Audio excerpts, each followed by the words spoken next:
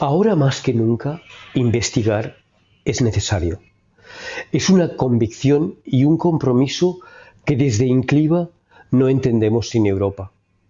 Europa ha estado muy presente en el ámbito de la investigación biomédica en los últimos años gracias al programa Horizonte 2020, que ha supuesto no solo un gran marco económico para el desarrollo de proyectos de investigación, sino también una forma de entender la ciencia, una forma de investigar basada en la cooperación para la búsqueda de soluciones que mejoren la salud de las personas.